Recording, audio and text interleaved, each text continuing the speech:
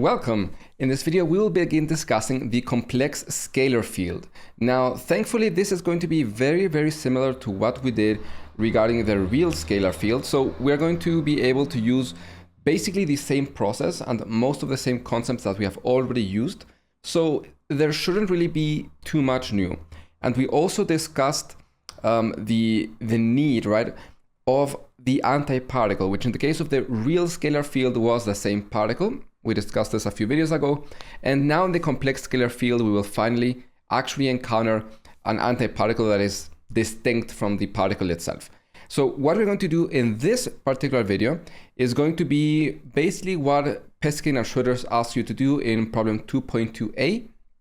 And I'll introduce what exactly it is in a moment. So I just wanted to quickly say, give a big thank you to all of my patrons who are contributing on my Patreon page, which you can find right here. Their support is really important to help me spend more time making these courses and these videos. So thank you very much. And if you are interested, maybe consider checking it out and supporting me there. It really helps out a lot. Okay, so now as to the matter at hand. So we wish to study the complex scalar field. What this means, but keep in mind, a very important condition that we ran into before in the real scalar field was that if you took the complex conjugate of our field, it was just our field, right? It was real. However, now this is not going to be true. That's why we call it the complex scalar field. So what this means is that we are now going to have two Klein-Gordon equations. One will be satisfied by the field itself. One will be satisfied by its complex conjugate. The action here is going to be given by this right there. And using that, it is that we now want to begin studying this field. So what we will do now, as I said, is equivalent to Peskin and Schroeder's 2.2a. And we are going to begin by finding the conjugate momenta to our fields, both of them, both the phi and phi conjugate, and also the canonical commutation relations, which we will impose. They're going to be basically the same as in the real scalar field, so most of that work is already done. We will show that the Hamiltonian is this expression right there, which I just noticed is missing a parenthesis. And we'll compute the equation of motion and show that this is indeed the Klein-Gordon equation. All right, so that's what we are going to be doing. So let's begin. So first, we want to find the conjugate momenta to phi and phi conjugate. So we know that the conjugate momentum here, so pi, this is going to be the derivative of our Lagrangian with respect to our field, but with a time derivative, so phi dot. So what is the Lagrangian here? Well, we are given the action. We know that the Lagrangian density is going to be this entire thing there. So maybe I will quickly move this and just write it as a reminder to make sure that we all notice it. So now let's just plug in what d mu is. So this would be the time derivative. So that is simply going to give us phi dot conjugate. And then we have spatial derivative of phi conjugate. And we multiply this by the same thing, but with a minus sign. And of course, for simply phi, not phi conjugate. So that would give us phi dot comma minus nabla phi. And of course, we have this mass term right here. So phi conjugate phi. And here multiplying through, we simply get phi dot conjugate phi dot. And we also have now minus nabla phi conjugate. Be very careful that you don't change the order, right? These things don't necessarily commute, so be very careful. Minus m squared phi conjugate phi. Okay, so when you write it like this, it becomes very obvious that the only thing here that depends on phi dot is this one right there. So once you take the derivative with respect to phi dot, right, you can think of this as if you're taking the derivative of 5x with respect to x, right? This is x, this is 5, so you take the derivative with respect to x, the x goes away. The same thing goes here for phi dot. With this notation, it sometimes looks weird, but you are saying, well, I'm taking the derivative of the Lagrangian, which is this thing, with respect to this thing right there. So our result here is simply going to be phi dot conjugate. Now, in the case for the conjugate momenta for phi conjugate, well, we need to take the derivative of the Lagrangian now with respect to phi dot conjugate. And well, it is rather simple to see here, just the same as before. This time, this is what goes away, so our result is going to be phi dot.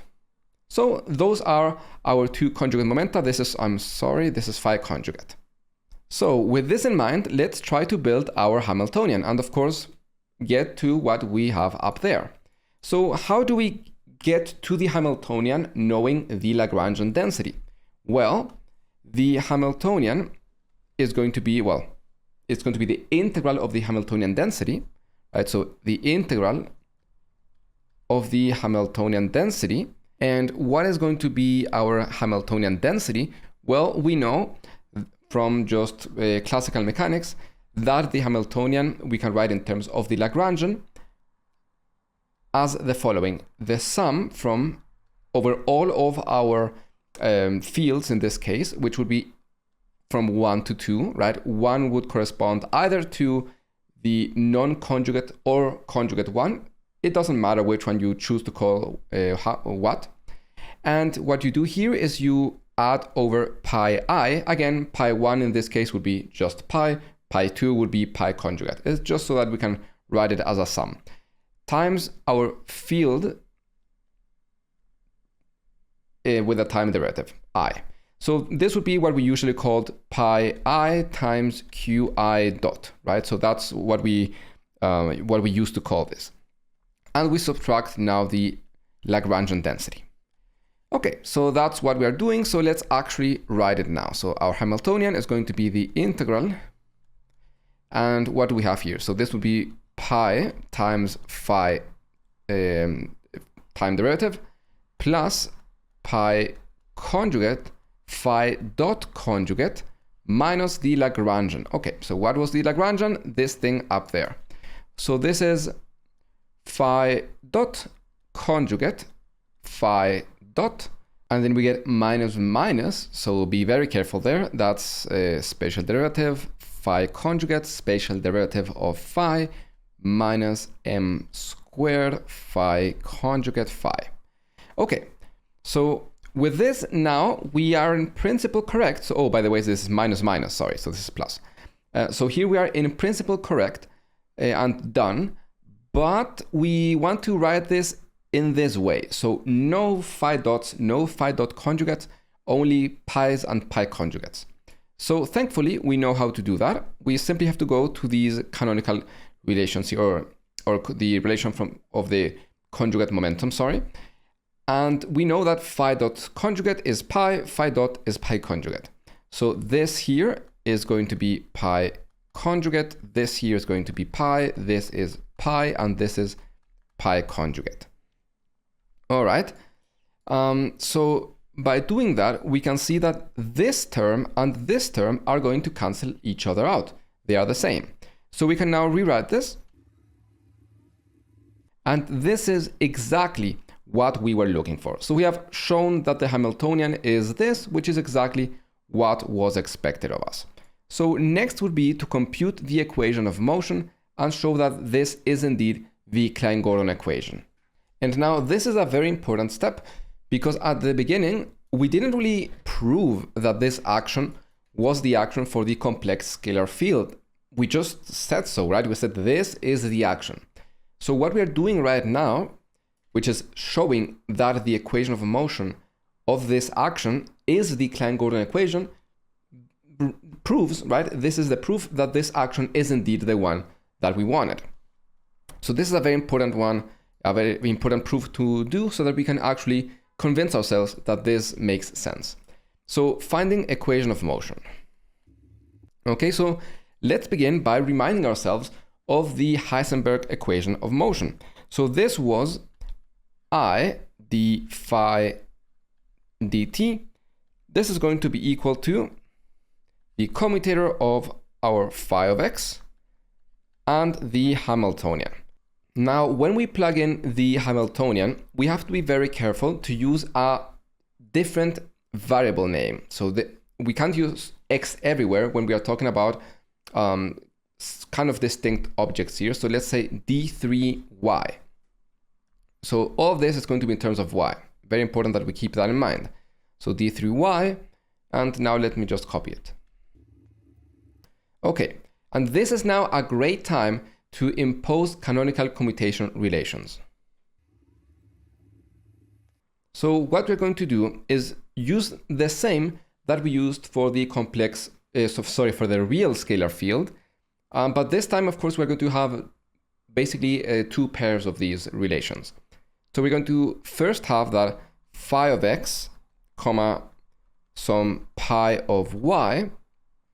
This is going to be the same, of course, than in the case where we have the complex conjugate. So phi conjugate of x, pi conjugate of y. And this is going to be I delta cubed of x minus y. And these are, of course, equal time commutational relations. That's very important to consider.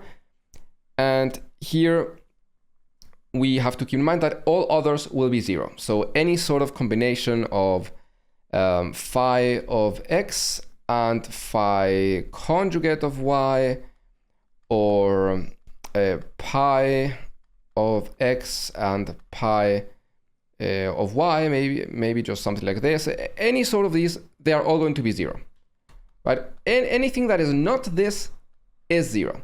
So that's very important for you to consider, right? So pi with pi conjugate is 0 as well, all those ones. So using that, we can now expand this commutator using commutator properties. So this would be, well, let's write d phi dt simply as phi dot. That's a bit faster. And this would be, let's see. So we have phi x, and then integral d3y pi conjugate pi, and then we have another commutator, so plus commutator of phi x integral d3y. I guess we could have pulled the integral out and made this a little bit faster, but that's all right. We're going to just take it step by step to make sure that you guys don't get confused. I know that this can be very intimidating the first times that you'd have to do it. So this is now phi of x, comma, integral d3y, and then we have m squared phi conjugate phi. All right. So now we want to continue working with this. However, we at every step have the product of 2 of these things, right? So we don't just have a commutator like the ones we know the answer for, but we have products of them. So we need to now separate these commutators. And how do we do it? Well, using our favorite commutation property. So if we have the commutator of A, B, C, and this is one that is so important that you really should learn it at this point. So this is A comma B times C, right? We take it outside, plus B, AC. This is one that we are going to be using so incredibly often, because since we will usually know the commutation relations, we want to be able to break down our expressions to commutators that we know, and for that we need to be able to multiply commutators like this. Okay, so using that, we have, so let's say use this. So now we have I phi dot, which is going to be equal to this thing. So let's begin taking things out. So first of all, let's just take the integral out, right? We can put it in front since phi of x doesn't depend on y. So integral d3y. This is also a very important show of why we wanted to make sure that we use a different variable, right? Otherwise we can get confused and say, well, if this is x, shouldn't the phi of x stay out of the integral, right? We wouldn't be able to just justify this. Okay, so this is now phi of x. So maybe let's use this bracket, and this is now the commutator. So phi of x, comma, pi conjugate plus b. What is b? Pi conjugate. AC, so phi of x, comma, pi. And what are these? Well, this one right here is this. So this here is going to be I del cubed x minus y, right? Keeping in mind that this pi here depends on y. So this depends on y as well. I haven't been writing it explicitly, but keep it in mind. And this thing right here is simply going to be 0, right? It is not any of those two, so therefore it is 0. Now, this expression right here is going to require a little bit of additional attention. So I want to make sure that we leave it for last so that we can dedicate more time to it. So now let's continue with the third term, which is going to... Oh, by the way, I need to get rid of this since it is outside. So this term is now going to be phi of x, comma, we can take the m squared out, right? The m squared doesn't depend on x, on y, on anything. It's just a constant. We can take it out. And this is going to be phi conjugate of y. And we now put the phi outside, plus, and here we have phi of x. Oh, sorry, we need to have the phi conjugate in front. So this would be phi conjugate of y. And now comes the commutator, which would be phi of x, comma, phi of y. Okay, so now let's go back to what we had up here. So from these things, we're going to have a lot of zeros. So this one doesn't appear anywhere over there, 0. This one is not one of those two either, so also 0. So that entire part ended up simply being 0. All right, so maybe let's close the parentheses here. So now we only have to take a look at this middle part, which I promised we needed to do. So what we're going to do is take a look at this expression right there. So look at nabla phi conjugate nabla phi. So what we are going to do is do a little trick. So we want to see this as a total derivative, basically. So if we have nabla of phi conjugate nabla phi, and we take this derivative, what would this be? Well, this would simply be, we take the derivative with the product rule. Nothing new here. So nabla phi conjugate nabla phi, which is what we have up there, minus, and now we have phi conjugate and nabla squared of phi. So what this means is that we can write this thing up there, right? We can write phi conjugate nabla phi as nabla of the entire product here plus phi conjugate nabla squared phi. And the reasoning behind this, the reason why we like this is because that's going to allow us to separate this commutator, right? So let's now look at the expression that we actually have.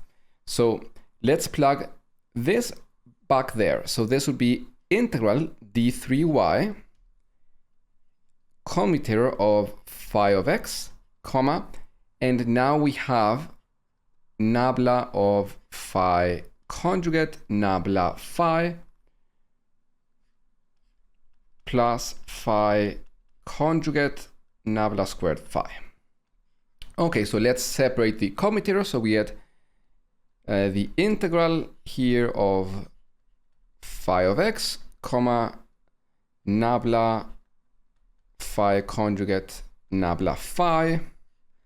And then we have plus the integral and phi of x. Keep in mind, all these things are only dependent on y. They do not depend on x. That's very important that you keep in mind. So that's phi of x, and then phi conjugate nabla squared phi. Okay, and now take a look at this expression right here. We have nabla, right, which we could take out, and we have the integral. So basically we have the integral of a total derivative. By the fundamental theorem of calculus, that is simply going to be our function evaluated at our endpoints. Our endpoints are infinity, and we have here our field. The field vanishes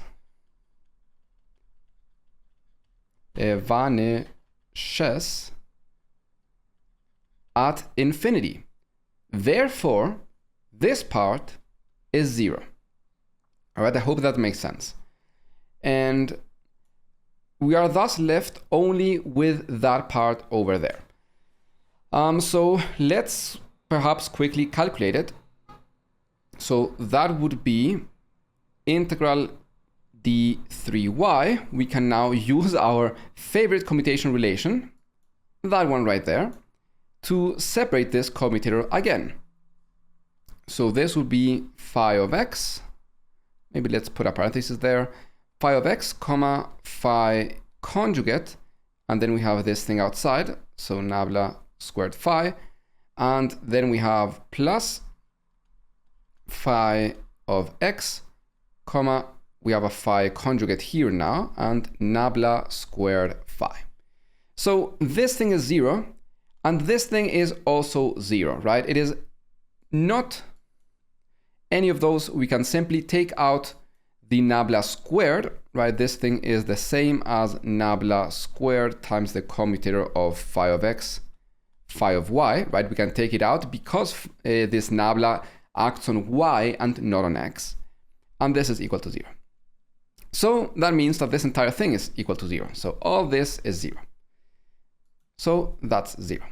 Now let's go back to this expression. So I phi dot equal to integral d3y. And well, what do we have remaining? So that's 0. We have this thing. So actually, yes, this is the only surviving term. So we have pi conjugate of y, I del cubed x minus y. So what this means is that the delta cubed is going to kill the integral, the i's cancel out, and we are left with phi dot of x is equal to pi conjugate of x. So that's our first equation of motion. So let's now take a look at the second equation of motion. So second equation of motion here, right, which is going to be I, the time derivative of pi conjugate. This is going to be equal to the commutator of pi conjugate, which again is a function of x. So maybe let's make sure that we write that down, and the Hamiltonian. So just like before, let's plug in the Hamiltonian. So here we're going to do the exact same that we just did. So let's begin by separating this huge commutator, and we will take the integral outside since pi of x or pi conjugate of x doesn't depend on y. So we get the following: pi conjugate of x, comma, pi conjugate of y, right, times pi. I am omitting the y, but of course you must keep in mind that it depends on y. Then we have plus, this would be commutator of pi conjugate, nabla phi conjugate, nabla phi, and plus m squared, and the commutator of pi squared, phi, not pi squared, pi conjugate, sorry, phi conjugate and phi. Okay.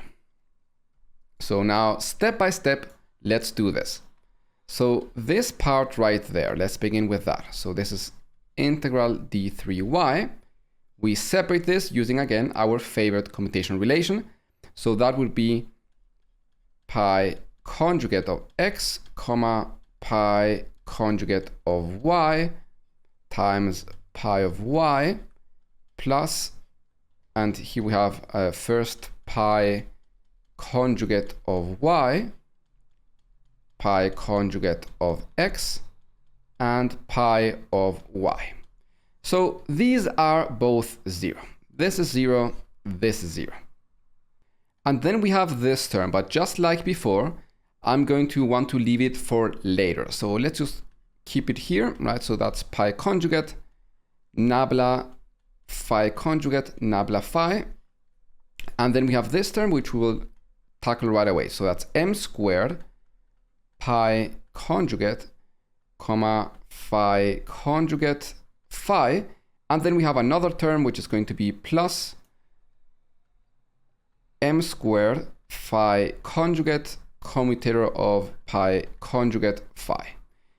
All right, and this one is going to be 0, right? It is not one of the two that aren't 0. And this one, if we go back to our commutational relations, it is this, but reversed. And what happens when you reverse a commutator? You have to add a minus sign in front. So we have minus I del cubed. Okay, so this thing right here is minus I del cubed. All right, so x minus y. Great. Now let's deal with this part. So let's take a look, right? Look at the integral d3y of the commutator pi conjugate of nabla phi conjugate nabla phi. So just like before, we are going to rewrite this, right? So this will be d3y pi conjugate, and now we're going to have two parts. One is going to be the total derivative, so this would be total derivative of phi conjugate nabla phi, and the other one is going to be this would be nabla phi phi conjugate nabla squared phi.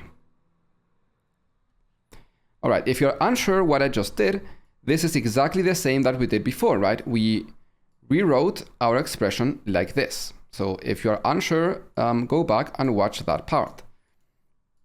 So just like before, this part is going to be 0 because we are integrating over our total derivative. So we have to evaluate at the endpoints. And since our field goes to 0 at infinity, this thing is 0. So we're only left with this part. So let's now separate it using, again, our favorite commutation relation. So this would be integral d3y of pi conjugate, comma, phi conjugate, nabla squared phi. This is of y, by the way. This is of y, and this is of x, just to make sure that we are clear on that. And then we have plus phi conjugate of y and pi conjugate of x, comma, nabla squared phi of y. So here we can simply take out the nabla squared since it doesn't act on x, only on y, and we get a pi conjugate of x, comma, phi of y, and that thing is simply 0. But this part isn't 0. It is in fact the same that we had before. So that part is going to be this, or actually this entire result is going to be d3y minus I del cubed x minus y nabla squared phi of y. Now you may be saying like, hey, you know, this delta is going to kill the integral. Why don't you just do it? I will do it, but in a few moments, because I want to do it all together once we have the entire result. So you could cancel it right here, but just to be as orderly as possible, I want to do it in just a moment. So let's plug it back into our expression. So let's see, this is 0, this is 0, this is what we have here, that's that, and that's 0. So we have integral d3y, and the first result is this. So minus I d cubed x minus y nabla squared phi of y, and then we have this one. So then we have minus I del cubed x minus y phi of y. Okay. And that's it. I forgot to write the m squared though, so let's fix that. So there's still an m squared minus m squared. Okay, so now the deltas will cancel out the integral. So we have, and the i's will cancel each other out. We have one here, one here, one here. So that would be the pi of x conjugate, the pi of x conjugate dt. This would be minus nabla squared phi of x minus m squared phi of x. Okay, now let's go back a little bit. What is this d pi thing? What is this thing? We know that pi conjugate, as we saw in the first equation, is simply phi dot, So pi conjugate dot is going to be phi dot dot. Or written another way, this is going to be the second time derivative of phi plus the spatial derivative of this thing, this is also x, plus m squared phi of x equals 0. We can now factor out the phi and combine this operator, that is simply the D'Alembertian, plus m squared phi of x. And lo and behold, this is the Klein-Gordon equation. So there we go. We showed that this is indeed the action and the Hamiltonian for the complex scalar field. And we also showed actually implicitly that both particles have mass m, right? We had kind of just assumed that both particles had mass m when we wrote the equations right here, right? We said, oh, the mass is going to be m. And yes, this is indeed satisfied. So both of our particles, both the particle itself and the antiparticle, have mass m. So yeah, I hope that this video was useful to you. If it was, please make sure to leave a like on the video, comment and subscribe, and maybe even consider checking out my Patreon. I have all my lecture notes there, at least from a few weeks ago when I started doing it. So you can find some very useful material there. And it will also be crucial for supporting my channel. So I really, really appreciate it. And I hope I can see you in another video. Thank you very much for watching.